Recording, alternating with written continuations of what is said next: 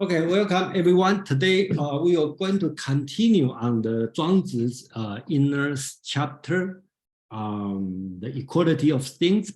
And I have mentioned, okay, this chapter is the most difficult one and usually being considered as a hurdle to read Zhuang Zi.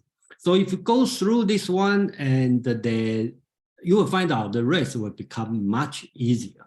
So I was planning to finish last week, but turned out I can't because it's really too long and a lot of things to do. So today I'm going to spend probably first 30 minutes to go through the what we did last week, and then we can finish this one. For sure, I guarantee we will finish today's chapter. Okay, so I believe everyone can see my screen, and then so that's the schedule. A little bit changed. Last week we talked about chapter 2, and this week we will focus on the second part of chapter 2, and then second part of the chapter 2, and then next week Huang is we're going to change our mind a little bit. Next week, we are going to talk about Mencius and focus Mencius as a politician, state counselor, and philosopher. Okay, so Huang is going to talk about Mencius. And you will see it's a good contrast compared to today's philosophy. And then we move on to the end of May.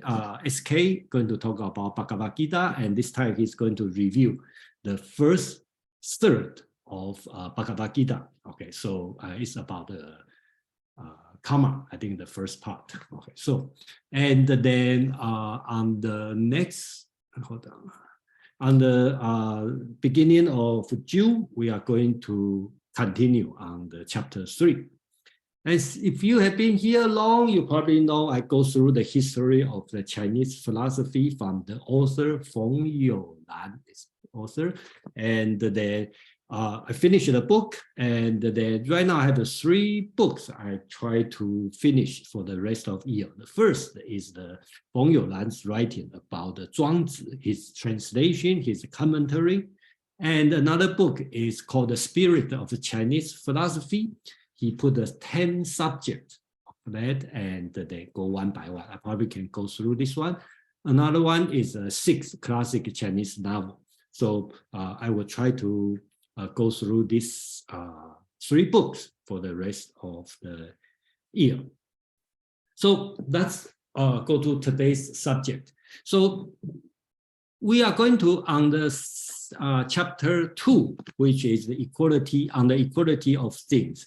And I'm going to focus on the butterfly dream, which is on the very end of this chapter. I will assume most of people know what's the butterfly dream talk about and what's the meaning. Is anybody want to give your thought or your understanding about the Zhuang Zi's butterfly dream? If any volunteer want to talk about this.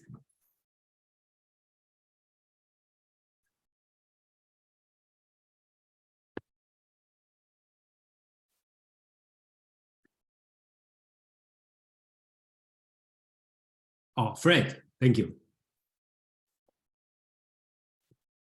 Well, it's the classic dilemma that if you dream that you're a butterfly fluttering around and you wake up, then the question is, are you a man who's dreamed that you're a butterfly, or are you a butterfly who is dreaming that you're a man? That's the gist of it. Okay, thank you, Fred. Okay, okay, then I think we will see this one, and then I hope you will share your opinion at the end. Is any different than you thought now? Because according to Fred, this one is a traditional classical dilemma or paradox. When you wake up, you don't know you are dreaming or you just wake up or you are still dreaming. I think that's the dilemma usually people face. But Zhuang Zi put this one in a very, very long chapter and put it in the very end. Then we will see what's going on, why he do this one. I have been thinking this question for a long time, why this so-called dilemma, and he put it at the end and put this heavy chapter and at the very end. So that's the chapter 2. So I'm going to, I talked about this one. Okay, so I'm going quickly through the structure of the chapter 2. I've mentioned last week, and then let me talk again, which is not every reader read this way. And I think this way makes sense, at least makes sense to me. So the whole chapter, I break it down to 4 dialogue, and plus the end is butterfly dream. So I think this one is kind of like a Platonic dialogue on each one. Okay, so they have the question teacher and the student, the question and the answer, and end with very long speech from Socrates. Okay, this kind of format. So especially on the dialogue one, and that's the most difficult one. And I have been go through on that, and today I'm going through again, but I'm going to focus on different things since they have a lot of Zhuang Zi or Taoism theory, okay, some theoretical foundation in this dialogue. So I'm going to skip the example, story, mythology on the dialogue one. I'm going just treat this one is an essay, and they have some important concept here. So that will be the first one, probably occupy 2/3 of the whole dialogue. Then they have the second dialogue, that when you finish this dialogue, then go to the second dialogue, which is person called Yeh Chueh and Wang Yi. Okay, and I like to use my own different translation. I call it the toothless guy and the toddler kid, the conversation. Then go to the third dialogue.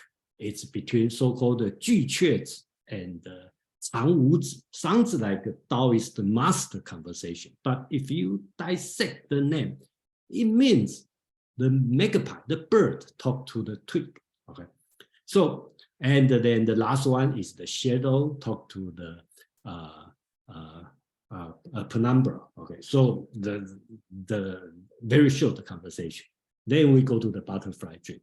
Okay, so that's the whole structure on that. And then, so first part, let's go to the very beginning of dialogue, right? Let's start with the Guo Zi. Okay, he's the Taoist master. Just assume he's the Taoist master. Sitting on the table, and he look at heaven and breathes gently and seemingly to be in a trance and unconscious of his body, right? And Yan Chengzi, who is his disciple and who was attending on him, say, "What is this? Can the body become dust like dry wood and the mind like dead ashes? The man leaning on the table is not he who was there before." Right? So that's the opening. Okay, so the teacher start to talk about Yan. Okay, your question is very good, but just he said, "I lost myself." Okay, he lost yourself. Okay, we want to know why. Then he talk about, do you understand? You may have heard the music of man, music of earth, and have you heard the music of heaven? So that's all the conversation talk about music. And last week we talked about when he used the word, Feng You Lan translate as lie. Okay, in general means music, but it also means any sound, piping, some voice coming out. So that's the starting point. So I'm not going to the detail about the dialogue, but I'm going to abstract this dialogue to make it as some scene, important scene in this dialogue. So this long dialogue, and we can treat them as an essay and talking about some key concept in this chapter, and which also serves the foundation for the entire Taoism philosophy. Okay, so first thing we talk about knowledge, epistemology question, which talk about the great and the small knowledge, and he called the great knowledge and the small knowledge. And the second thing, talk about the concept of oneness. Talk about important thing is two causes in one. Okay, so then he talk about the reason. I think some translation called reason, and then since he called it Yiming, so that means the light of reason. I find out he probably. I find out he probably can call it like Lux. Okay, probably another way to call it. That's all I know.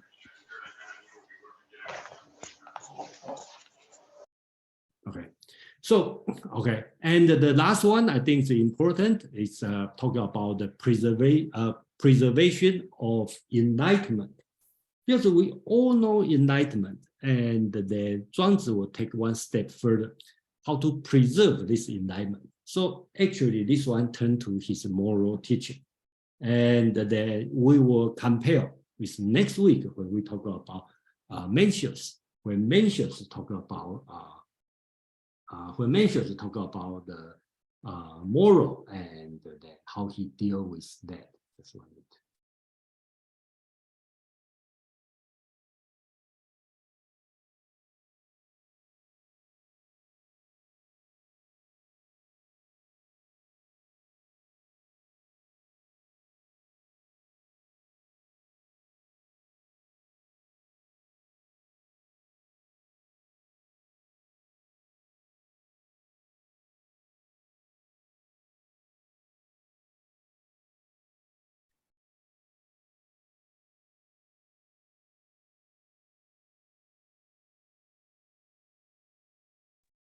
Jason, I don't know if you know, you lost your sound.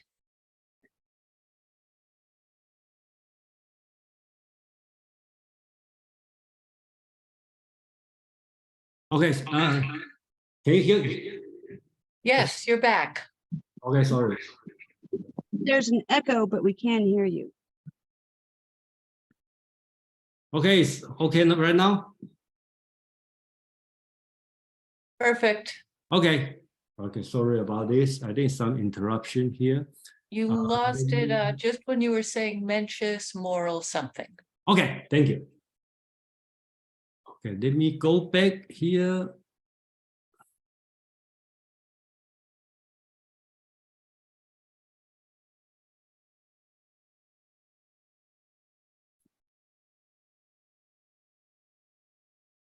Okay, so one thing we will talk about is about the moral teaching. And then next week, there's a good to comparison with next week when we talk about Mencius.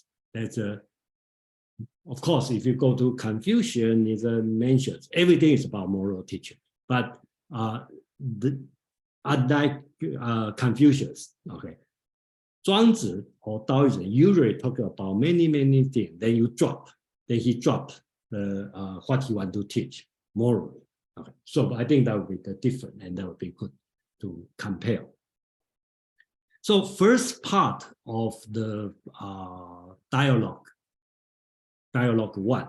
Okay, Zhuang Zi want to talk about the knowledge, and he called it the great knowledge and the small knowledge. Okay. So you will see, I just put all the most of the text here, but I'm not going to go all the detail. It will be too long, and I just point out some key point. So here, after they talk about the music of man, music of the earth, and music of the heaven, he shift his conversation to knowledge. Okay, the point is the music or the song actually is language, and the knowledge actually defined by the language. Okay, I think that's the assumption here. So here he starts with great knowledge is wide and comprehensive, Small knowledge is partial and restricted. Great speech is rich and powerful. Small speech is merely so much talk. When people sleep, there is confusion of soul. When awake, there is movement of body. So basically, he set the tone for the entire chapter. You want to talk about knowledge, talk about language, talk about dream and awake. And then he has a long discussion. He described all different kind of mental state, or you want to call it psychology. So that's his first part of conversation. Remember the Nan Guo Ziqi, who is the Taoist master. Then second subject he talking about, second subject he start to move is talking about oneness. So we would like to be a little bit careful about the so-called oneness. His one is a little bit different, have subtle different than when Confucian talk about one.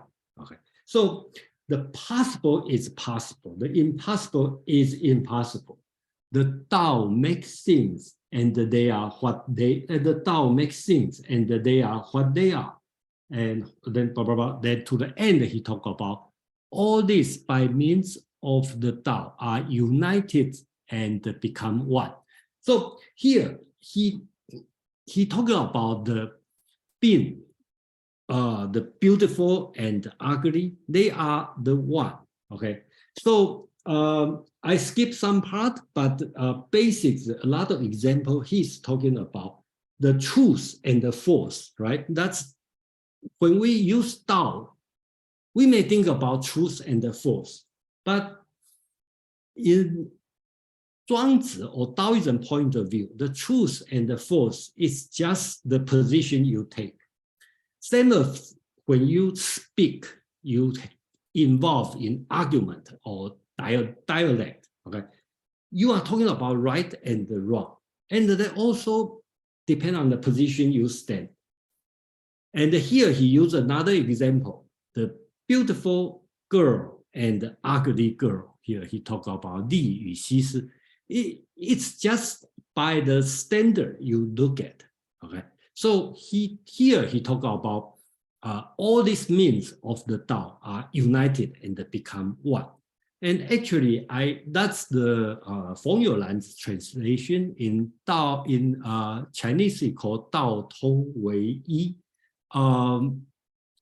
I think the better way, in my understanding, would be all these by means of Tao are connected as one. And actually, I don't see it's united because Tong means they are connected, but not necessarily combined together as one. Okay, that's my understanding by this. And so we may not see this one as obvious or something significant. But if you look at Plato's dialogue, right? If you talk about symposium, talk about beauty, actually talk about love, but Socrates talk about beauty, right? Or in another dialogue called Hippias, right? Hippias Major talk about the beauty. So when Plato or Socrates see a beautiful thing, he want to separate the beautiful thing and the beauty itself. He want to talk about he don't want to talk about his beauty, this dog is beauty, the weather, the scene is beauty, the building is beauty. He want to talk about the form of beauty, which is beauty itself. So I talk about Plato, right? Turn out that his development is become a form or idea, or you want to call it the ethos. In the Zhuang Zi face the same situation, he go to the opposite direction. He talk about Zhuang Zi want to talk about when he see the beautiful thing, he want to see there also something not beautiful or ugly. And they just have a different standard because, we can see, right, when we see the older picture, they say, oh, she's beauty. But actually, in our point of view, may not be feel beauty because that's a different standard. So in Zhuang Zi's point of view is the beautiful and the ugly, just a different point of view. So turn out instead of go to Platonic form, Zhuang Zi go to the other direction. He go everything as Tao. Okay, so I think that's the key difference if you want to compare Taoism and Western philosophy, or you want to call it the Platonic idea. That's the key separate. And I think that's a good comparison because they happen almost in the same time in the history. Right? So that's one thing. He talked about the so-called oneness, okay, which I believe is a little bit different than what the Confucius or the Confucianism talk about oneness. If talk about one, okay, so I think this one have the better interpretation about one. Basically, he talk about two causes at once. Okay, so Fei Wu, you have a question or comment, please? Yes, Jason, can you please explain how Confucius talked about one or oneness? Okay, we can if you talk about one, he talked about united. So for example, he talked about great union, 大道. Okay, so great unity. Okay, so that's Confucius utopia. So Confucius was thinking about the great society is just like ancient time. Everything is one. So during this utopian society, everything will be taken care of, okay? And they have the one moral standard that people will follow, okay, which is Confucian's morality. Okay, so that's the key difference as one. So some people see difference as the natural way to go, and some people see united is the natural way to go. I think that would be the key difference.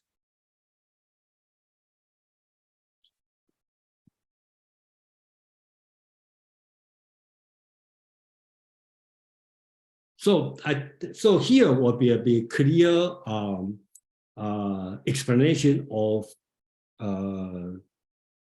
Zhuang Zi talking about one, which the one is the two cores at once.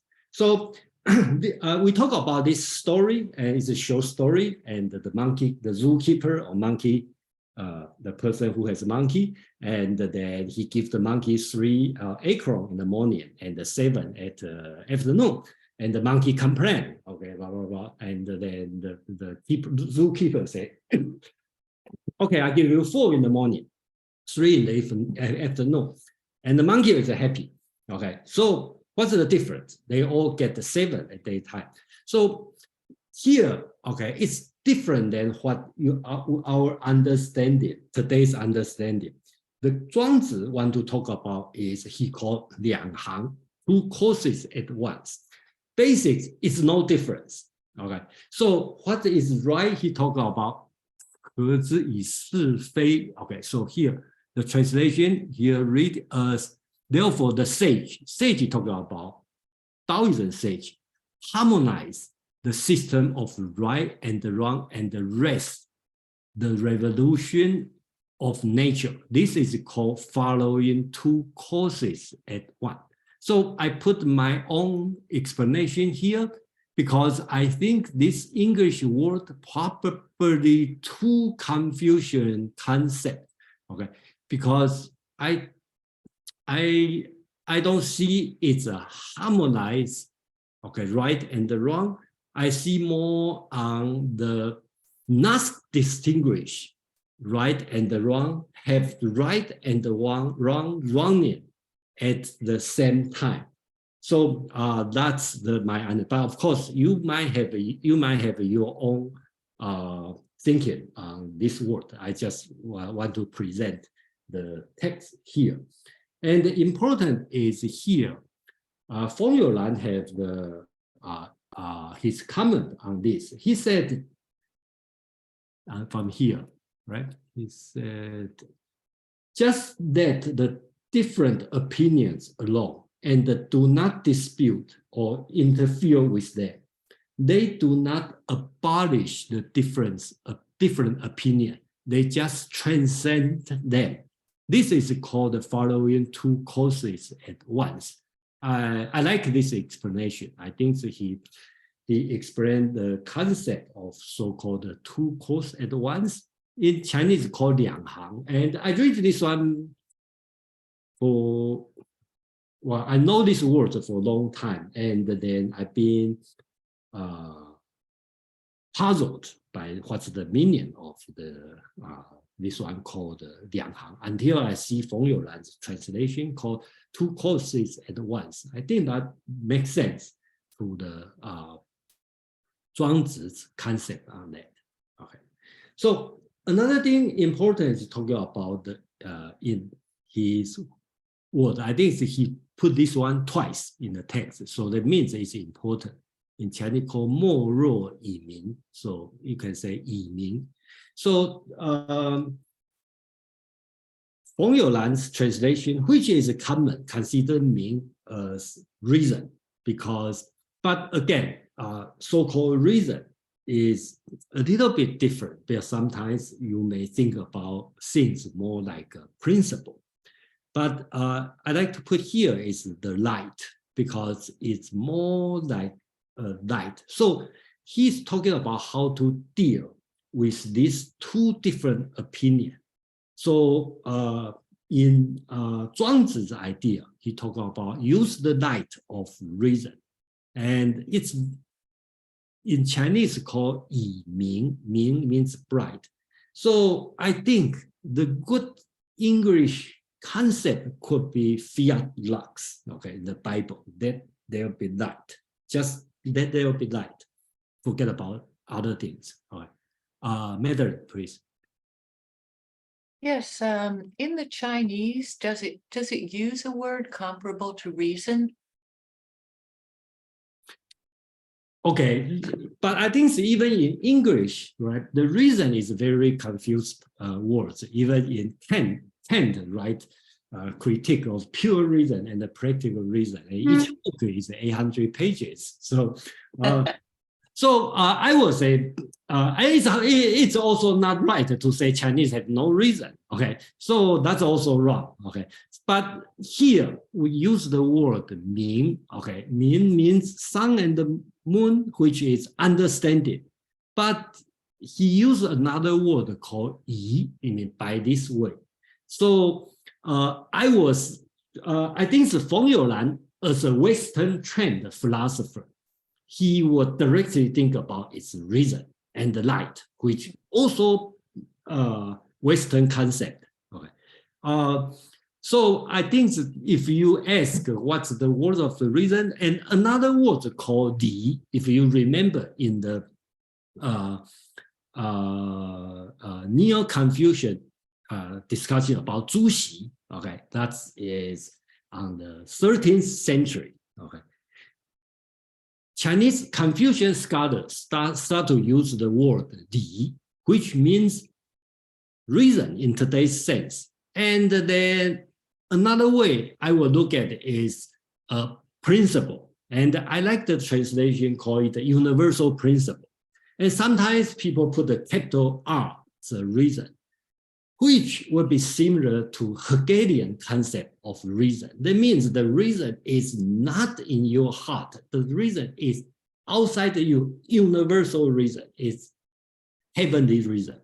So I hope I don't make it confused. Okay. Basics, that's the situation. Yeah. Great, thank you. Because reason looks like, I like understanding better, and I also like the idea of the sun moon. Okay. Because there is a part, I think it's in this, where the sage stands next to the sun and the moon, Yeah. or tucks them under his arm. Yeah. So I like that, and it goes very well with light. The thing about reason, it tends to imply intellect. And then the first thing I think of was, well, if you're trying to tell true and false, right and wrong, eloquence, now you're using a finger to define a not finger, or a horse to define a not horse. If you're using reason for those things. Actually, in this point, I agree with you. And later we will talk about Feng You Lan. He talked about William James. Okay, William James talked about the pure experience. Okay, so which seems reject to use reason. And Feng You Lan's point is, it's to the limit of epistemological understanding. You should go to the mysticism. Okay, so I think you are at this moment, in this point of view, I totally agree with you, Madam. Okay, on this one. So that's why I picked these words. I think, fiat lux. Okay, let there be light, probably close to what Zhuang Zi means, 莫若以民. And later he will further define, okay, what does he mean, 莫若以民? Okay, this word. Okay. Fred, please. You had mentioned a universal principle. Yeah. And as I recall, some time ago, we had talked about qi as a universal principle or vital force of life. Is there a correlation between the two? Okay, put this way. Okay, in Chinese concept of qi is a material. Okay, so in Zhuxi, okay, there's a two school here. One we can call qi school. Another we can call principle school. Right now we talk about Confucianism in the 13th century. Okay, we are not talking about Zhuang Zi. Two school, one called qi school, one called principle school. Qi school is talking about you have a qi, which is material, but it's intangible material stuff called qi, which has a moral sense. So you act, you cultivate your qi, you become a righteous person, good person on this one. That's the qi school talking about. And the principle school, or you want to call it universal principle, will say, whatever qi is doing, it follow the principle, then it's good. If you don't follow the principle, it's bad. And where is the principle coming from? It's not from you, from the person. It's heavenly principle. And make another example would be a multiplication table, okay?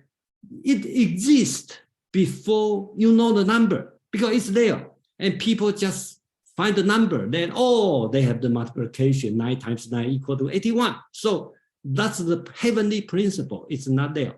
And take a more extreme. Chinese Confucian like to talk about is the xiao, the filial piety, how to treat your parent, right? So before human exists, the xiao, the filial piety already exists, the heavenly, okay? So when people were born and they have a son, they have a father, they have a mother, they have a daughter, then they just follow the heavenly relationship. It's not you decide, it's heavenly. So I think that's the difference, okay? Good, thank you for the distinction. You got a distinction? No, I said, thanks for the distinction. Oh, Thank you. okay. I hope it's not correct. We will have a chance to talk about this one. And Carly, please. Quickly, I'm trying to think of a Western term that might encapsulate that, and nature comes to mind. Maybe psychologically what people think is natural or follows a sequence versus something supernatural or You talk about reason or talk about? well, the difference between principle and the righteous person, the she. Oh, okay. Versus the heavenly principle, yeah. Yeah. Thank you. Yeah, that's another way to look at it. That's back to Zhuang Zi's discussion on this one. And then here, and I think I put in the blue, that means the Feng You Lan's the comment, right? So he said all distinction of right and wrong are due to opinion, which is from the Zhuang Zi's writing. okay, that which can be revealed, the falsity of opinion is reason. Okay, so I think this one is a little bit confusing because we may say we use reason to determine, right? So, and the reason sees things in the light of heaven and knows that the system of right and wrong are human judgment, have nothing to do with nature. To see this is the very essence of Tao. That's what Feng You Lan is talking about. The reason, human reason, just know right and wrong, and which is not nature, is not Tao. And then I think next one we will have a better understanding, because in Zhuang Zi's writing, he talking about this twice, and this one will tie to Lao Tzu, Dao De Jing is talking about. So this one is a little bit long and like a tongue twister. If you read in Chinese, it's like it's difficult, even difficult to read. And I think English probably will also difficult, but it's really like everything is that and everything is this. Things do not know that they are another that. They only knows they are this. So important, he's talking about that and this, right? They just on the different position. You will say that and this. And then if you take the other side, you say that and this. And I think that's a common understanding. He starts from this point. So he said the that and the this produce each other. So why we have that? Because you have this, right? I think that's the point. It's relative. If you don't have the concept of that, then you don't have the concept of this. So here is going to, there is life and there is death, right? And there is death, then there is life. Okay. And here I'd like to point out is, since Chinese word doesn't have be verb, so to express being and the non-being, sometimes for example, in Lao Tzu's Dao De Jing, we use you and wu, okay, have and have not, to represent being and non-being. And then in Zhuang Zi, I find out, a lot of time when he talk about life and death, he probably talk about being and non-being, this kind of very classical concept in Western philosophy. So let's jump to the conclusion here. He talked about only the essence, okay? And so he wanted us to stand in the center of the circle, responding to the endless change. This world have endless change. He talked about they have the that, then this. If you have a concept of being, then you have a concept of non-being. And he talked about if you have a concept of possible, then you have the concept of impossible. If you have a concept of right, then you have a concept of wrong. So Zhuang Zi here, he want to say, his solution will be stand at the center of circle and responding to the endless change. It back to the previous slide, we talk about two courses at once, right? It's that two lines, right and wrong, beautiful and ugly, wrong together, and you just stay between. And I think it's in the next chapter, next chapter, chapter 3, you have a little bit more clear on that. So he continued talking about the right is an the right is an endless change, the wrong also an endless change. Therefore, it is said there's nothing better than the use of light of reason, which he talked about, 莫若以明, the light of reason. That's why he want to talk about our attitude, okay, standing in the center, and don't make it a judgment on that. So here I'd like to refer to the Dao De Jing, okay, which is from Lao Tzu, couple hundred years before Zhuang Zi. Apparently talk about the same thing on the chapter 2, right? Lao Tzu talked about when the people of the world know what makes the beautiful beautiful, the concept of ugly arise. When they know what makes the good good, the concept of evil arises. So why this world has some ugly thing? Because you say something is beautiful. Why this world have evil? Because you say something as good, then they have evil.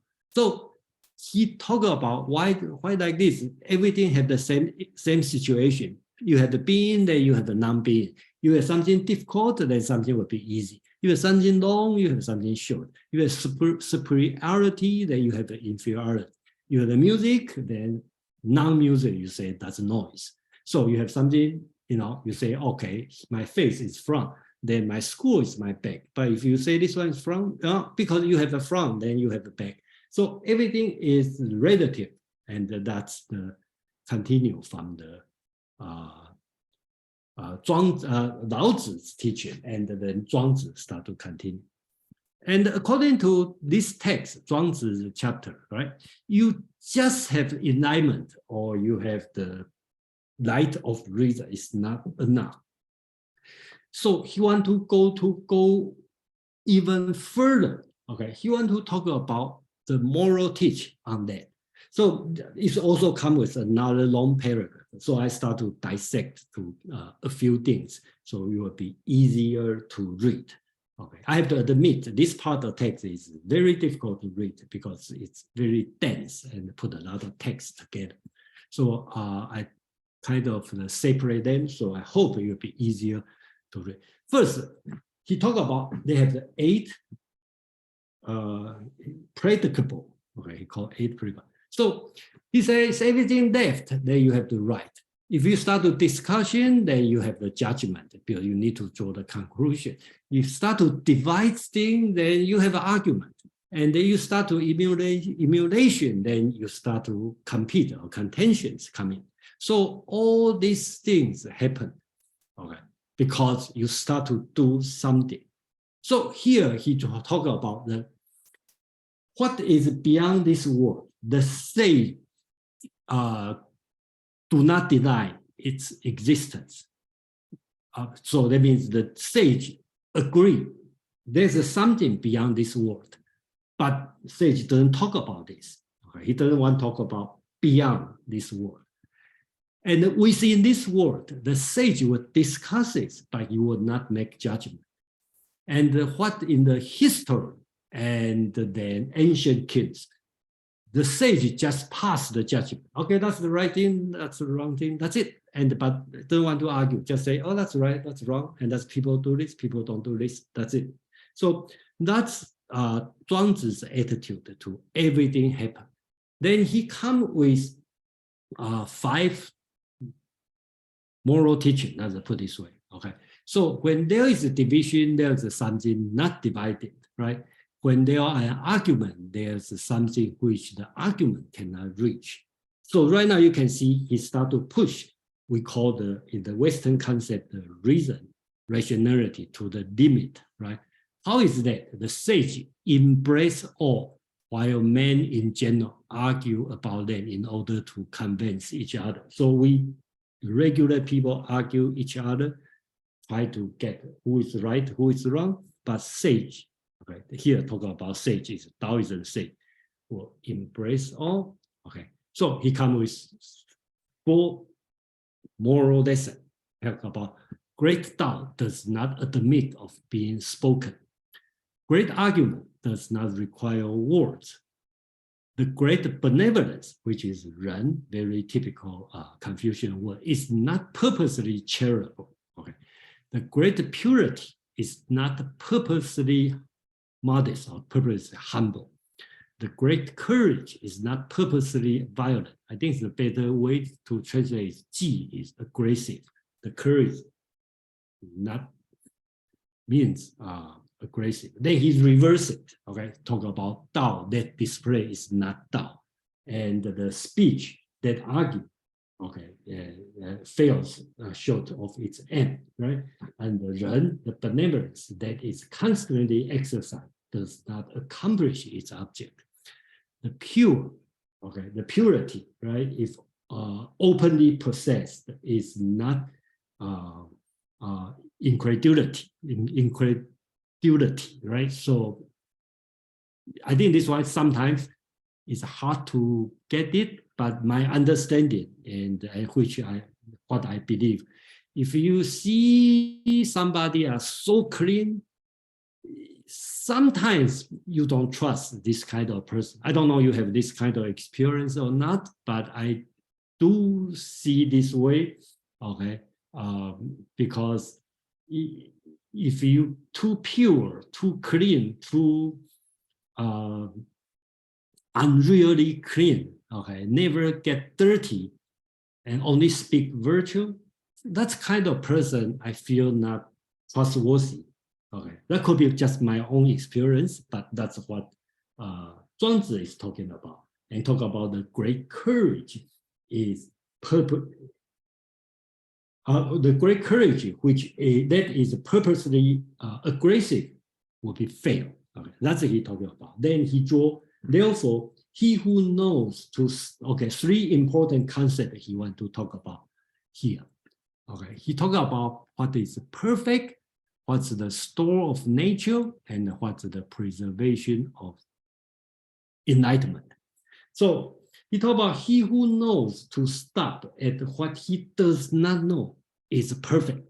Okay, so you will see this one, the concept perfect is very different than Confucius perfect, right? Or a lot of people's perfect. Perfect is keep pursuing better and better. And then Zhuang Zi here, he talked about you should stop at where you doesn't know, you don't know. And then next chapter will have more opening, we'll start from this one, okay? And then he who knows the argument that require no word and the Tao cannot be named is called the store of nature, okay? The store, which is the store of nature, when things are put in, it is not full. When things are taken out, it's not empty. And he himself does not know why it is so. This one is called preservation of enlightenment. So that's the three things Zhuang Zi is talking about. Okay, but it's interesting. We will see it's very similar to Tao Te Ching chapter 1, the opening, and most of people probably read this one already. So the Tao which can be Tao or which can be expressed is not the unchanging Tao or the great Tao or real Tao, right? The name which can be named is not the unchanging name, or you want to call it the great name, the real name. So he tied to a more detailed explanation of what Tao Te Ching is talking about on the opening. Madeline, please. Yes, I am remembering in Sun Tzu, Yeah. in chapter 8, Mm-hmm. there was a discussion of five qualities that are dangerous in a commander. Yeah. Was one of them the purity that you had on the previous slide? It was some sort of, was that the same meaning? Well, okay, yeah, you can say it's the same meaning, but you can, but I think what we can say, okay, let's put it this way, okay, they're the same meaning, but in the different level. That's my opinion. I think here the purity he's talking about more on the philosophical level. In the Sun Tzu, he talk about purity, right? Because you are too pure, you care about your name. Right? So he is talking about utilitarian reason because you will lose the war. I think that's the difference. Right? Okay, thanks. But the same word, you are right. Okay. So one thing I'd like to compare, which will kind of lead to next week's discussion when Kwang comes here to talk about Mencius. Okay. So you can compare, well, how does Mencius talk about four seeds, right? He talk about Ren, he talk about which is benevolent, talk about righteous, talk about the richer, talk about the wisdom, and later on in the Neo-Confucian also add the trustworthy. He is not talking about, in their point of view, that have a proper way to do it, to be perfect, not like in Zhuang Zi's talking is kind of stay in between. Okay, so something I think last week we talked about the usefulness. So the real usefulness is in the daily use. Okay, it's hidden. It's not really shown. Okay, that's the right attitude according to Taoism teaching. So we will end the dialogue one with this long comment from Feng You Lan. He talked about, so here, Feng You Lan make an interesting comment, and then he talking about Zhuang Zi's teaching here. He related to William James, his writing in Radical Empiricism. I didn't read this one, so I don't know about this one. I only know William James talk about the tough-minded and gentle-minded, and when he talk about tough-minded, he's talking about the British empiricism. When he talk about tender-minded, he talking about the European, the continental rationalism. And then in the British side, so-called the tough-minded is focused on the subject. And then in the European rationalism is talking about the object. So this subject-object dialectical relationship has been the perennial discussion in the Western tradition. And then in this case, William James, he was Harvard professor on the psychology, okay, and turned into philosophy. He wanted to put the subject-object together, and then his idea, he called himself the radical empiricism basics. His idea is when we know they have a distinction, because the subject-object distinction is on the ontological level, and in the epistemological level, there's no distinction. It's only have a pure experience. That's what my understanding about this concept of pure experience. But I do read another writing which is similar to this kind of thing, is Art as Experience, which is by Zhuang Zi.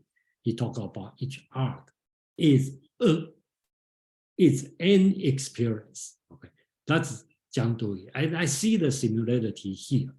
So here, how does this concept tie to Zhuang Zi's teaching on this part? According to Feng You Lan, okay, in this paragraph, Zhuang Zi gradually passed the discussion of rational knowledge of the non-distinction of right and wrong to that of mystical experience of the union of individual with the whole. This union is attached in the word of pure experience. That's William James' term. Okay, so I think that here he used the word mysticism. And I feel probably a little bit misleading here, because in the Western tradition, when we talk about rationality or reason, we push to certain limit, we will talk about they have the jump, and that's the faith, that's the mysticism. And when the Western tradition, when we talk about mysticism, about a lot of times since the Christian tradition, we will associate with revelation, faith, God's grace, or depend on which school you are thinking, but basics, that's in the Western side. But on the Chinese philosophy, since there's no Plato's ideas of form, or eidos, so that's different when we talk about mysticism. I think that's why, data lead to the dream and awake. Okay, so one way to look at it is this mysticism in Western tradition. We will talk about revelation, God's grace, and your faith, this kind of thing. but in the Chinese tradition, it become, or even in the Indian tradition, will go to the Brahman. Okay, so your consciousness back and back. So I think that's the, we will conclude dialogue 1 here. It's a long dialogue, but the rest will be much shorter. Then we can move on to the second part. Okay. So I will stop for minutes if you have a question or anything you want to share on the first part. So remember, in my partition, okay, I read this whole chapter, chapter 2, equality, on the equality of things. I read it as to this moment. It's the dialogue between Nan Guo Ziqi and Yan Chengzi, the teacher and the student, but end with a long teaching from the teacher. Okay, so it ends here. And then Zhuang Zi ready to move to the second dialogue. So before I move to the second dialogue, I will stop here for a minute if you have a question, comment, or anything.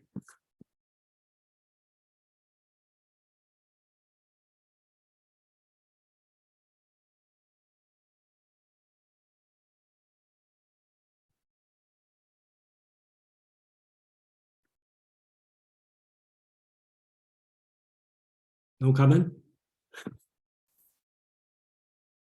Okay, I hope everything is fine. So, so I think the rest of the conversation, the dialogue will be, I would say, easier and then more fun on that. Great.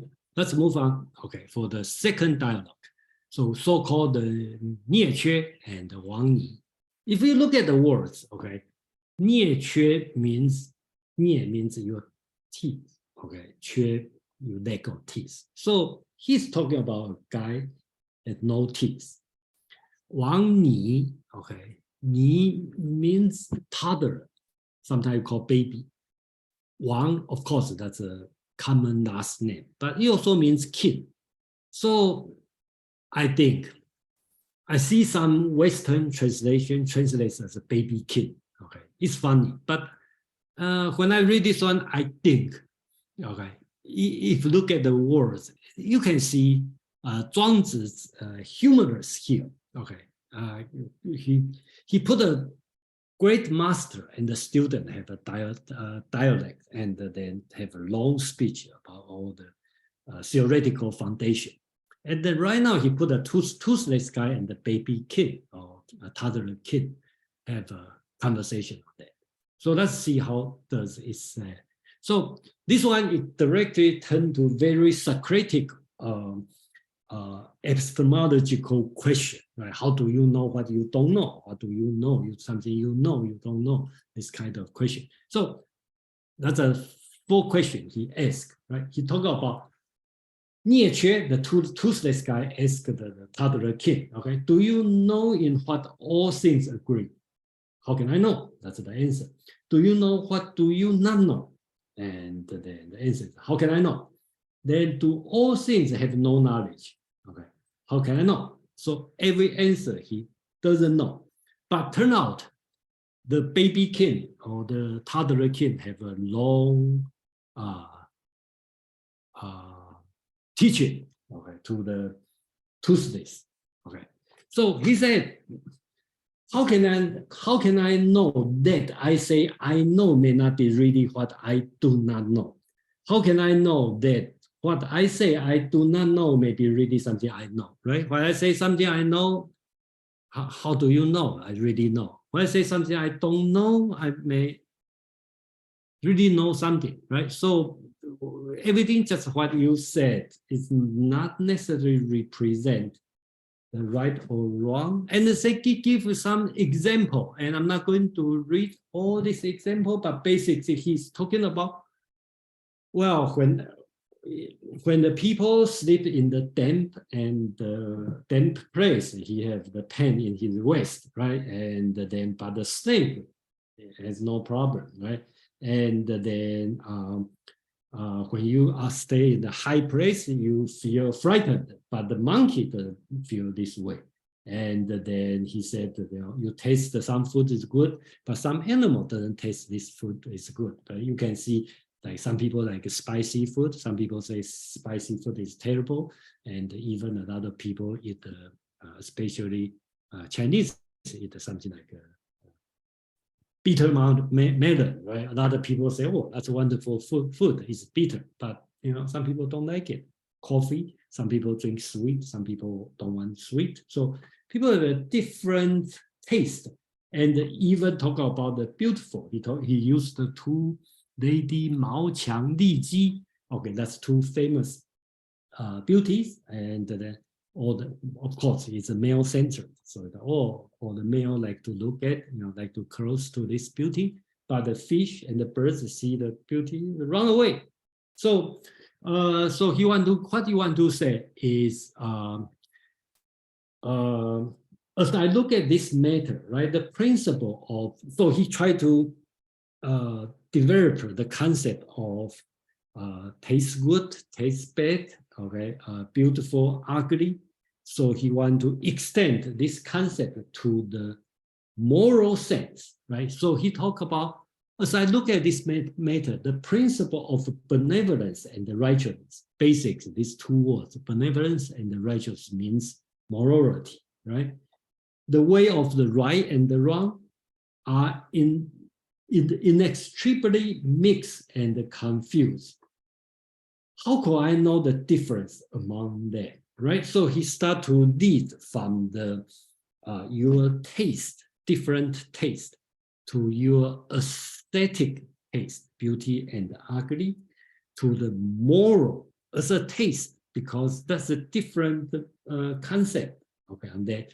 And the true and the false, truth and the falsity, they have just different standards. How can I know? Then Yeh Chueh, the toothless guy, keep asking the fourth question, right? If you do not know what is beneficial and what is harmful, what does this mean to that the perfect man is without this knowledge? So here, tied to the third question, talk about everything have no knowledge. So I think the concept here is, the question is, does everything have knowledge? The Wang Yi, the toddler kid's answer is no knowledge. Okay, there's depend on who you are, depend on what's your position. There's no sense of knowledge, no true knowledge. So Yeh Chueh, the toothless guy, tried to ask, how about the perfect man, right? Here, perfect man, 智人, okay, that's, you can replace with equivalent to Confucian, talk about 君子, the gentleman, or the basically it's the role model, talk about even the perfect situation. They still have the no knowledge. Okay, no knowledge, that's fine, but at least we have the concept of beneficial and harmful, right? So because we don't care of the true or false, we don't care of the taste, we don't care about the beauty and ugly. At least we care about the beneficial and harmful, right? Otherwise we cannot survive. So his answer become mysticism, right? Become mystical answer. He talked about the perfect man is mysterious, okay? With the great lakes, he talk about even the in any kind of situation, he is not being harmed, okay? And then he can ramble at ease beyond the sea. Neither death or life can affect him. How much less the consideration about the beneficial and harmful. So here become a little bit mysticism, because he started to talk about, technically he didn't answer this question, put this way. He talked about that's beyond. If you don't care about the life and the death, being and the non-being, then the beneficial and harmful is not a question. Okay, so the toothless person, the toothless guy, still stick in this world about the beneficial and the harmful. But the toddler kid, Wang Yi, start to tell him, beyond life and death, the harmful and the beneficial is not what you need to care. That's the answer on this question. And here, I think Feng You Lan also draw a conclusion on the whole chapter, where he think to this moment, the whole chapter is make a good point here. So the Feng You Lan, the translator, he talk about the truth is that they are equally right and their ways of habitation are equally good. He talk about the example, people live in the place, in a different place. In the same way, although there is an infinite number of differences between things in different aspects, yet all are right and good. Everything is right, everything is good. So are the different opinions in human world. In Zhuang Zi's book, the chapter on equality of things, that's this chapter, begins with the interesting story of different noise of wind and the music of earth, as was mentioned above. Okay, that's the first dialogue at the beginning. And all these different noises, different ways of blowing are equally good. The different human opinion are like a different noise of wood, okay, and just like the singing of birds, they together constitute what we may call the music of man. They are equally right and equally good. The sage just amuse themselves with this variety of opinion, but do not quarrel with them. They simply, the sage, stand at the center of the circle, as Zhuang Zi called it, to meet the infinite variety. And then they let the different opinion alone, and they themselves transcend them. This is Zhuang Zi called take the two courses at once. So I think Feng You Lan make a conclusion here. Okay, from here, okay, that's the attitude Zhuang Zi teach us we should take. So that's the second dialogue we move here between the toothless Yeh Chueh and the toddler kids under this conversation. Yeah.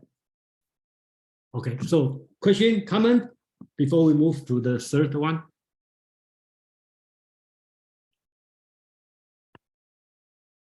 No?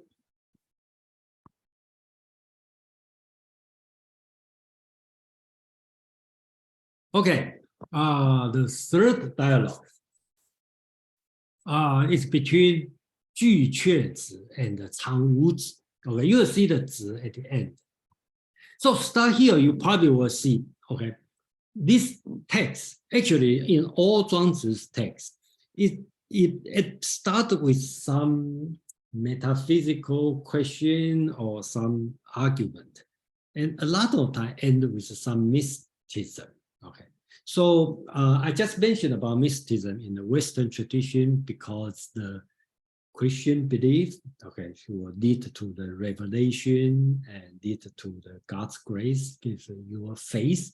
A lot of philosophers, especially in the Middle Age, Middle Ages, talk about the faith, grace, depending on you are Catholic or Protestant. Okay, you will talk about in the Protestant, you will talk about faith. Okay. So in the Catholic side, you talk about revelation. Okay, so in Zhuang Zi also have the mystical part, and then later on in the Chinese, most on the southern part of Chinese Taiwan, become developed as a religious Tao. Okay, so this book sometimes being read as a religious teaching. Okay, so that means they focus more on the mystical part than on the philosophical part. So the third dialogue, you will see the two dialogues called the Yeh Chueh and the Zhuang Zi. Okay, that's a very common Taoist master's name. Okay, doesn't come. But if you dissect the words, 巨雀子 actually means the magpie, okay, the bird. 长无子 means the twig, the long twig. So technically, I put this in here. Technically, when the author, I assume is Zhuang Zi, write this text, he's talking about this scene, the birds singing, because if you tie to the beginning, right, he talk about the music, the sound, the music of the earth. And then he said the distinction of human language and the different with bird song. And then it's very possible when the author writes this one, he has this scene in his mind. That's the birds talking, he just interpret, right? So here, the birds, okay, the 巨雀 ask the twig, okay, saying, I heard from the master. Okay, here he said master means Confucius. Okay.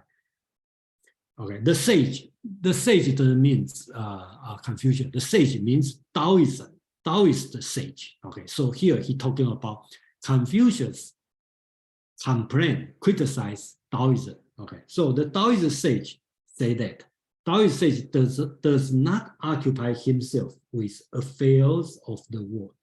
He neither, the Taoist sage, he neither seeks gain, he nor avoid injury. Tied to the previous one, okay, it doesn't tell the beneficial or harmful. He has no pleasure in seeking. He does not purposely adhere to Tao. Remember, even he is a Taoist sage. He doesn't purposely adhere to Tao. If you do that, you get into the right and the true and the false. You obscure the Tao. So he does not purposely adhere to Tao. He speaks without speaking. He does not speak when he speaks. Okay. Thus, he roams beyond the limit of this dusty world, which he means. The dusty world means the secular world. The master, okay, here we talk about the Confucius consider the Taoist master discretion is the rough discretion. Okay. But I, the bird, consider this as a mysterious Tao. How do you think about this, dear sir? Okay, so the birds ask the twig. Okay, that's the Taoist sage teach about this, right? But Confucius rejected, say, oh, that's the rough discretion. But I think that's right. Okay, so then the twig, the twig answer the question. Okay, so we talk about this one is so deep mystical, even Yellow Emperor. Okay, so Yellow Emperor, you can say, is even higher, more ancient. In Chinese tradition, more ancient means better. Okay, so even better, like Yellow Empire. Okay, we doesn't really understand, perfectly confused about this. How can Confucius understand this, right? So he want to talk about, he means the twig, Mr. Twig. Want to talk about is, he want to tie the life and the death, since we already passed this world, the secular world. So you can see how does the religious person will start to take this one on the religious way or mystical way. In this way, he started to talk about life and the death. So here he want to tell us is the life death is kind of like a dream and awakening, right? So he want to tie to this one, become as our attitude to faith. Because in another way, we can say all the philosophical question is teach us how to face death, right? Just like Plato's Phaedrus, right? How does Socrates face death? Okay, so you need to have something, otherwise, one day when you face death, how are you going to do it? So you can see here, how does this dialogue turn into? Okay, so the twig, okay, answer, the long twig, or you want to call 长无子. Okay, how do I know that the love of life is not a delusion? How do I know that he who is afraid of death is not like a man who was away from his home when young and therefore has no intention to return? So try to use the metaphor of life and death is a delusion, just like when you live hometown for a long time and you enjoy the life in America, you forget about the life in Taiwan, like me, and then you're afraid to go back. And he used Li Ji, the beautiful girl again. Okay, Li Ji was daughter of the border warden of Ai, so it's kind of like local governor, the daughter, beautiful girl, daughter, and the state of Jin. Okay, here he talk about Jin. Jin is during that time a most powerful state. Okay, want to marry her because she is beautiful, and she doesn't want to leave her home. Right? She wept until the front part of the robe. She cried. Okay. But when she came to the royal residence, shared with the king, with his luxury coach, ate rich food, she regretted that she had wept. How do I know that the dead will not repent of their former craving for life? So here he started to talk about the life, right? And then he started to talk about life is a great dream. Okay. So here is talking about his speech about the life, right? Those who dream of banquet at night may in the next morning wail and weep, right? You dream you have the great party. In the morning, you just realize your life is terrible. You start to wail and weep. And those who dream of wailing and weeping, maybe in the morning go out to hunt. So here you talk about go out to hunt during that time. Go out to hunt means happy. So when you dream something sad in the dream, but when you wake up, you say, oh, today have hunting party. So, that's a happy day. So when they dream, they do not know they are dreaming. In their dream, they may even interpret dream. Only when they are awake, they begin to know that they dream. By and by come the great awakening, and then we shall find out that the life itself is a great dream. All the while, the fools think that they are awake, that they know. With nice discriminations, they make distinction between prince and grooms, okay, the high ranking and the labor, okay. And how stupid. Confucius and you are both in dream. When I say that you are in a dream, I'm also in a dream. This saying is called paradox. So here he called it the paradox, and he wants to keep this paradox. He doesn't want to resolve this paradox. If after 10,000 ages we could once meet a great sage who knows how to explain it, it would be as if we meet him in a very short time. So here would be become a more religious reading, and especially 1,000 years later when the Buddhism teaching come to China, this one easily being tied to the Buddhism teaching, and that's why a lot of people today, when they read Zhuang Zi, they will, I would say, impose or understand this one as Buddhism teaching. Okay, so you can see how it tied together. Right. So you will say, just like I feel Plato's philosophy, idea and the forms, basically is Christian before Jesus. So this one would be kind of like Buddhism teaching before Buddhism in China.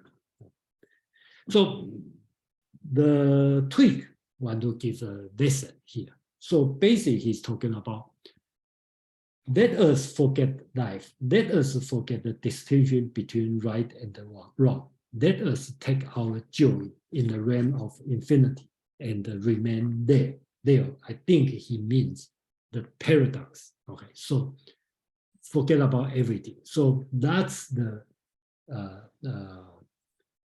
tweak. The Changwu try to teach the birds, the magpie, okay, the lifestyle. So you can see the whole dialogue from now on, we go from the language, music, the Taoist teaching about right and wrong, okay, true and false, life and death, okay, they gradually draw to the life and death, and the dream and awake, okay, so and gradually from the epistemology question and the question of epistemological question to touch the metaphysical question, and gradually move to the religious question, life and death. And then since Zhuang Zi or the China during that time has no Christian, so to deal with the mystical question, they use dream as a metaphor, as a because there's no church, so use dream as a metaphor to talk about this. So that's the third dialogue, which is short, and the dialogue 4 even shorter. So I will pause for a few minutes if you have a question or something you want to talk, and then we will finish in the next shot about the fourth dialogue and the butterfly dream. Then we probably have some time to discuss. Madeline, please. Thanks, Jason. This is wonderful. Thank you. It seems to me that there is always going to be a relationship between a magpie and a twig. And I am wondering if in English, the word twig, it can mean one that's either attached to a tree or lying on the ground. So one that's attached to a tree is something that a magpie would perch on. So that would be advice it could hang on to and stand on. If it's lying on the ground, it is advice or a reply that it could pick up and fly away with. And I'm just wondering if there's a connotation about the type of twig contained in the word in Chinese. Actually, I'm not aware of this. The words he used here is called wu. Wu is one kind of tree. Okay, so I just call it a twig because I will assume that the birds stand on the tree. Okay, and then of course the birds are going to stand on the twig. It's about birds have to stand on the twig because you cannot stand on the unless it's a woodpecker, right? Otherwise you cannot stand on the trunk. Right? So that's my personal interpretation, because I think I assume you will stay on the twig, and the word is wu. Okay, that means one kind of tree. So Okay, thank you. So you probably overthink. Okay, so well, it makes sense. I mean, the replies are they're really just about birds and wood. yeah, I think so. Crossbow. I think a lot of interpretation, probably the Chinese tradition, Chinese scholars are less humorous, okay, usually over serious. So probably take this one. I think they have a lot of humorous here. So when the Nanguo Qizhi speak, he say 引机而坐. I think the people tend to explain as he sit there and lean to the table, have a meditation. But I think that he is sitting under the table, just, you know, just have fun or just lazy or something. I think that's this way, but unfortunately, not most of the people see this way. I see that's the situation he's doing. And when we talk about Yeh Chueh and Wang Yi, and some scholars try to find the Yeh Chueh is the teacher of Xu Yu, who is the sage about. So I think the Yeh Chueh, just look at the words. That means the guy has no teeth. And if you look at the words Wang Yi, that means, well, it could be a person called Wang Yi. It could be means father king. Then I go to the Yeh Chueh. That sounds like a Taoist sage. And Chang Wu Zi, that means long tree, long wood, Mr. Longwood, and Mr. Bird, Mr. Magpie. So it's a beautiful word in Chinese, but I think that probably Zhuang Zi just means that's the birds and that's twig. I hear the birds and twig. They are singing, they are talking. They talk about what they talk. What they think. They talk about Confucius. They talk about, they criticize Confucius. Then they give you a religious reason and a teacher talk about life and the death. So you can see the interlocutor, the people who speak they will get lower and lower, right? So from the Taoist master to the toothless and the toddler and to the birds and to it. So the interlocutor go lower and lower, but their subject become more and more serious. Okay, so I think that's the layout for the entire chapter in the chapter 2. I think I see this layout and I think that's interesting, and then I do read some, that's not all by myself. Because I also read some other writer talking about this, but not a lot. It's not a typical interpretation. Okay, but I think that's the way I see it. And when you see the next one, you will see my logic. I'm not saying it's right, but that's a way to connect everything together. And then, so you will see from the Taoist master to student, from the toothless to the toddler, the birds and the woods, and what's next? A shadow and the penumbra, right? Penumbra. I think the penumbra means the second shadow, when you see the shadow and then the second shadow. And this one is totally, I would say it's a metaphysical question, okay? So that's the fourth dialogue, which is very short, only 1 page. I see this one as Spinoza's question, okay? And then later on, I do see Feng You Lan talking about Spinoza on this part, but I will introduce next time. He thinks this one as Spinoza's question, okay? So the text is very short. In Chinese, only have 20 words, okay? Not long, very short, okay? The penumbra asks the shadow. Okay, so at this previous dialogue, you still have a bird talk to the wood, but right now it's a penumbra and the shadow have a conversation.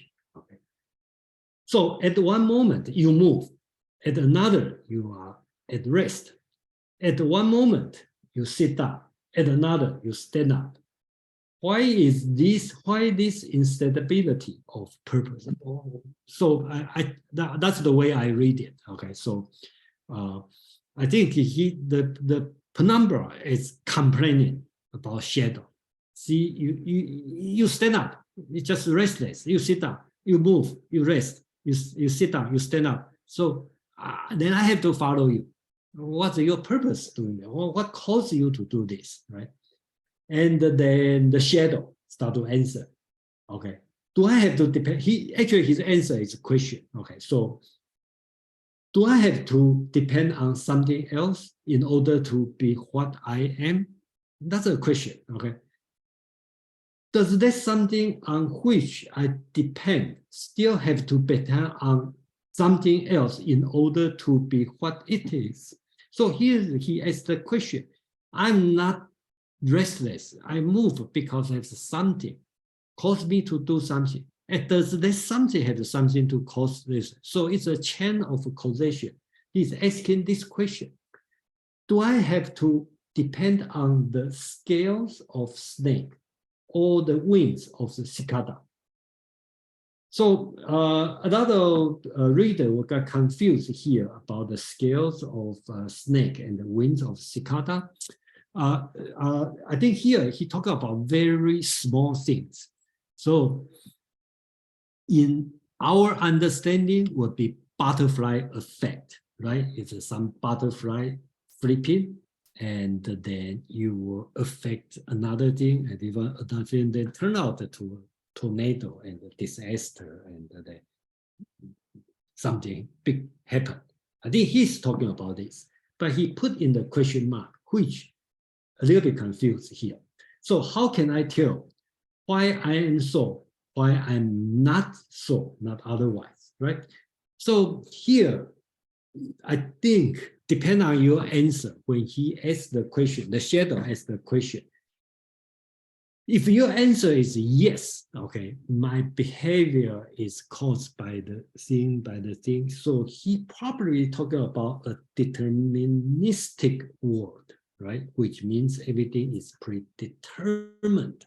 I have nothing to do with that. Everything is mechanical, okay? If you answer as no, probably he's talking about it's a spontaneous world. And the world is random. There's no cause. Everything just spontaneously happen. So either way, I don't know. But at least he's talking about something, this world, there's nothing I can do, either predetermined or just happen spontaneously. So Feng You Lan's comment is taken as answer, which is same as Guo Xiang, the talk about. Say this shows that everything is spontaneously what it is. One need only to follow one's nature and not to ask why one is so and not otherwise. So that's Feng You Lan, and basically it's Guo Xiang's answer on this one. Do whatever your nature. Okay, don't be try to mimic other people. Don't follow the other stage thing. So that's this dialogue is talking about. So you can see the dialogue move to a different direction now, and then Zhuang Zi drop the final line. Okay, it's only very short. It's a butterfly dream that he's talking about. So you can see the dialogue for full dialogue right now in the third person describe Zhuang Zhou. Zhuang Zhou is Zhuang Zi's name, right? So once upon a time, okay, I have to mention this text is very important text. I mean the last sentence because the language is beautiful. So it's being quoted and quoted many times, not only philosophical meaning, mostly on the literature and the religious. Okay, people will still talk about this. So this one become important text. So I mean this sentence. So once upon a time, Zhuang Zhou dreamed that he was a butterfly fly about, enjoying itself. It did not know that it was Zhuang Zhou. Suddenly he awake and variably was Zhuang Zhou again. We do not know whether it was Zhuang Zhou dreaming that he was a butterfly or whether it was a butterfly dreaming that he was Zhuang Zhou. Between Zhuang Zhou and the butterfly, there must be some distinction. This is the case, what is called the transformation of thing, 物化. Okay, so to this point, I still not sure, what Zhuang Zi means 物化 here. Okay, and of course, if you search for solution, there has a lot of religious solution here, but I do not satisfy with this. I'm still thinking about philosophical interpretation of the transformation of things. Does it mean transcendent? Does it mean paradox or skepticism? So that's another thing can discuss. So finally, I will read the Feng You Lan and the Guo Xiang's interpretation to this dream and also to the entire chapter. This shows that although in ordinary appearance, there is difference between things. In delusion or in dream, one can be also another. The transformation of things proves that the difference among things are not absolute. In Feng You Lan's concept that's anti-absolutism, that everything is relative. And the Guo Xiang, which in the red text, talk about everything considered itself to be right, other to be wrong, itself to be beautiful and other to be ugly. Everything is what is the opinion of one and the opinion and the other are different. That they both have opinion is the same. So both they have opinion the same. So So we will end this one here. And I think Zhuang Zi here posed a big question. That's why I call it the Spinoza's question, because if you're familiar with Spinoza's metaphysics of ontological, first he is monism. He think about this world is deterministic, but everything is determined. How can I live in this world, right? How can you be still free and happy in this deterministic world? Or you are in this world of the spontaneous world. How can you live in this world? All right. So I think in the next chapter, chapter 3, the cultivation of life, probably give a good answer, okay, on the, this question. And another thing, that's my personal reflection when I prepare this chapter. Another thing is the transformation of things. I don't know what that means, and I'm not sure it's important or just something, but I want to think about this. What's the transformation of things? Okay, and what's that means? So I will end this one now. Okay, so the presentation now, and then we will have a few minutes we can discuss. And then if you have comment, question, or some idea you want to share, and then please. Yeah.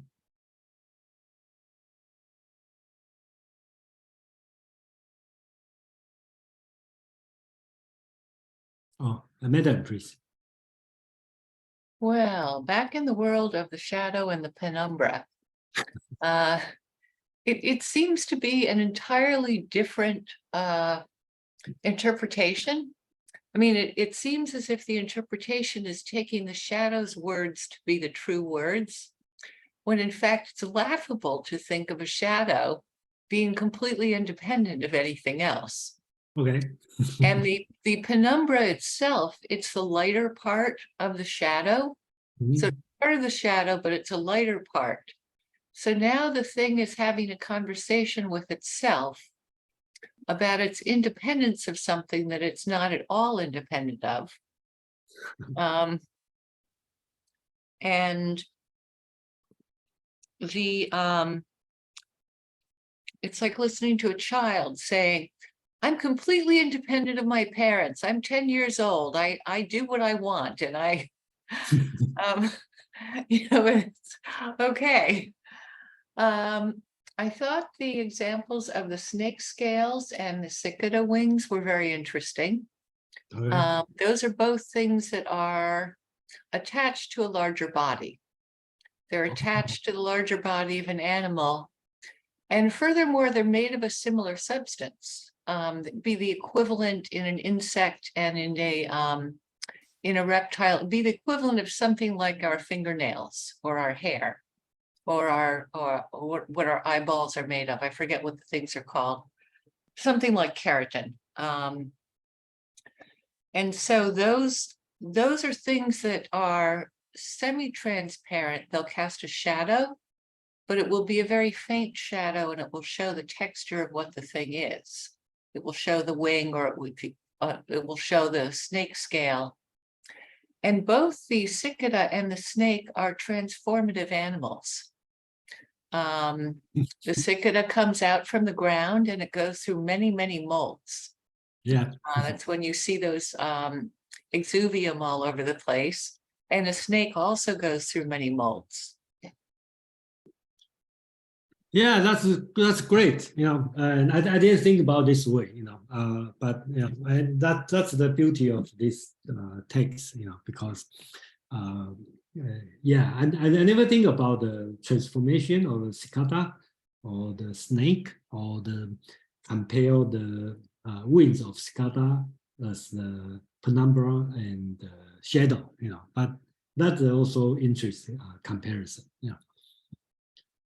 CK, please. Yes, I would like to comment on the question about the butterfly and Zhuang Zi. Okay, please. While walking yesterday, I had a eureka moment whereby I thought about this question. And I think, as far as I know, nobody has ever come up with this answer before. Okay, please. And it's a rather odd answer. I think I have a solution to his question. Whether it is Zhuang Tzu dreaming of the butterfly or the butterfly dreaming of Zhuang Tzu, I think my answer has to be that it is Zhuang Tzu dreaming of the butterfly. I will tell you the reason or the logic behind my analysis, behind my conclusion.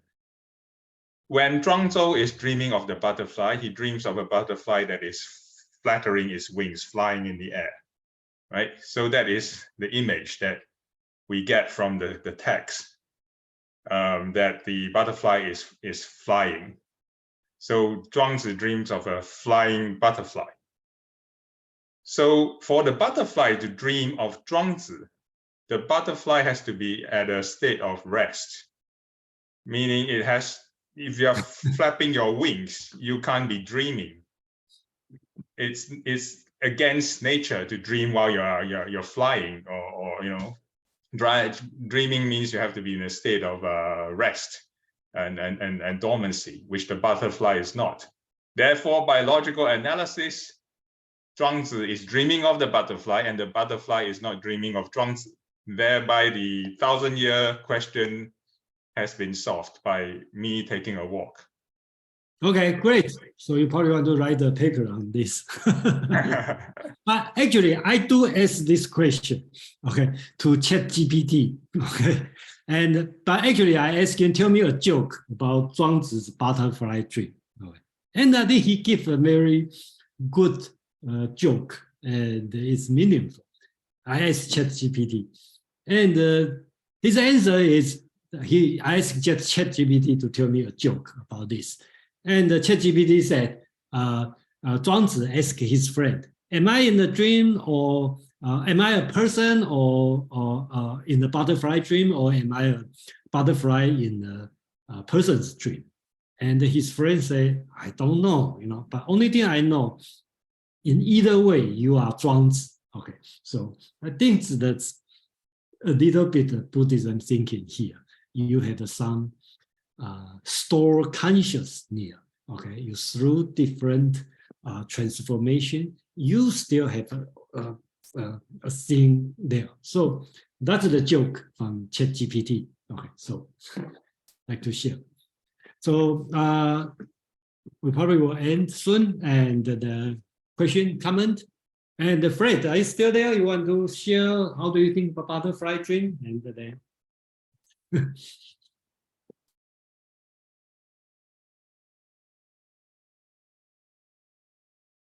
no? Okay. That's fine. Okay. Carly, please. I really liked for the all four dialogues how there was a progression and sort of a descension from macro thinking to micro thinking, and what's serious and what's not serious. And I can sort of see the whole theme emerge and play on itself paradoxically. And to me, that's humorous. I think this is really a great way to look at different ways of thinking through these different characters. Thank you for this comment. And then I do see this chapter is very difficult. And then until I see divided to 4 dialogue with 1 dream, and I start to see the whole logic on that.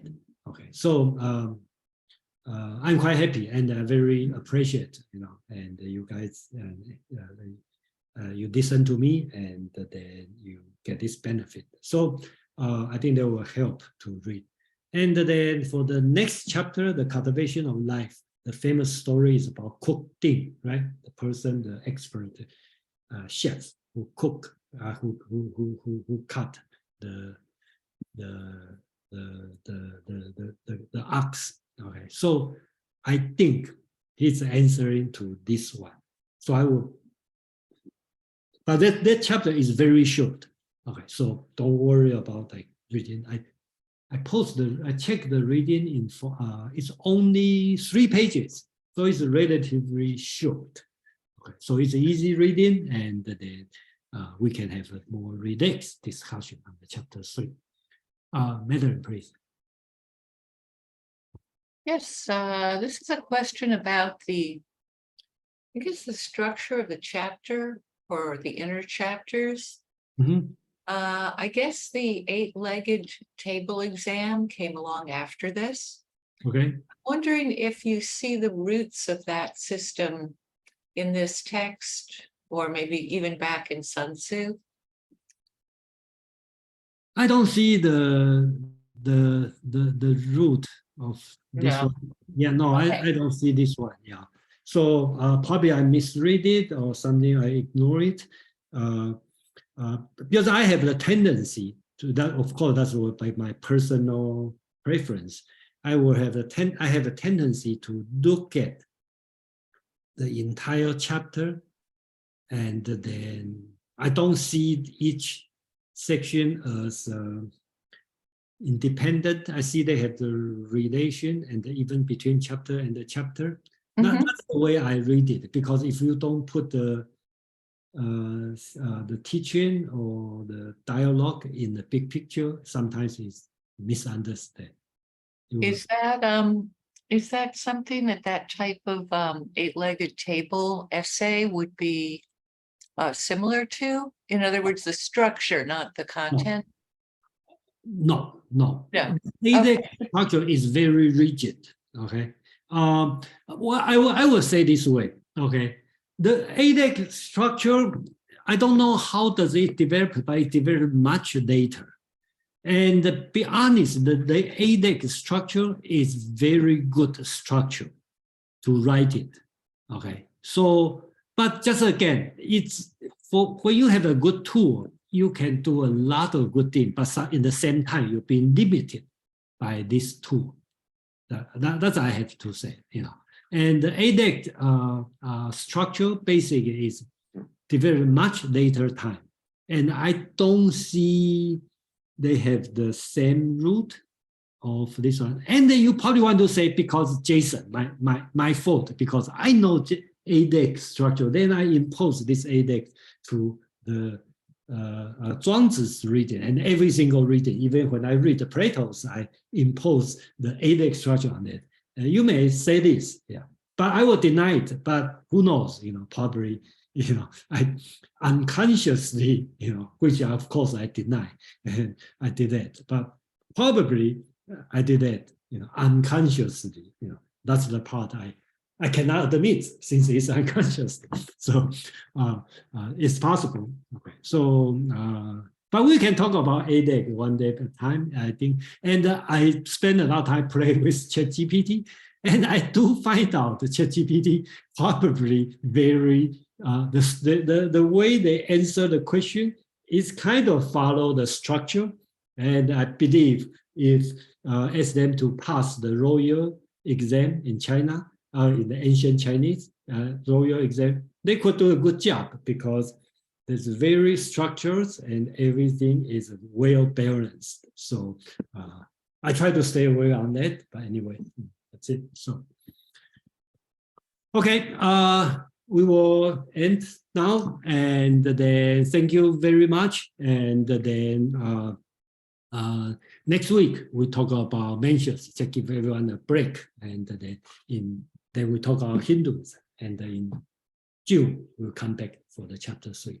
All right, thank you everyone. And chapter 3 is a shorter one, so if you find it's too difficult for this chapter, and then chapter 3 is easy read. Thank you, and see you next week.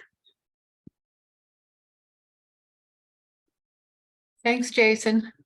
Thank you. Good night. Bye.